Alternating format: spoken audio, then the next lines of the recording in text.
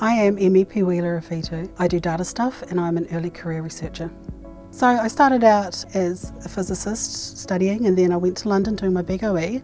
Came back to New Zealand once I'd had enough of living over in London, and I'm currently working at the Ministry of Education doing information responses, which means that when someone has a data request, I find that data and return it to them. I really enjoy working in data because there's some interesting insights that you can get. There's lots of things that we guess, or maybe we think we know, but we don't actually know until we've measured it correctly and have then analysed the data. So I think the fact that you can find out interesting things which are real life applications is one of the best things about doing data stuff. And the other part that I really like is if you're working between business and data, you also get the opportunity to help the business that you're working in. Like, for example, I've worked in police and Ministry of Social Development, and both of those are opportunities to help the New Zealand public with doing things that I like and where my skills are.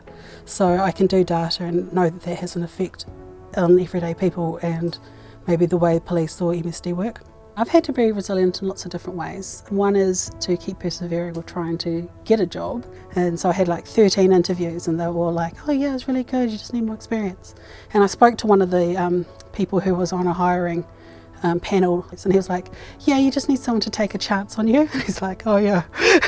So that's what he said, looking a bit sheepish because he hadn't, but it kind of comes down to getting your foot in the door and just getting the beginning, because once you've got some experience then you can really go from there.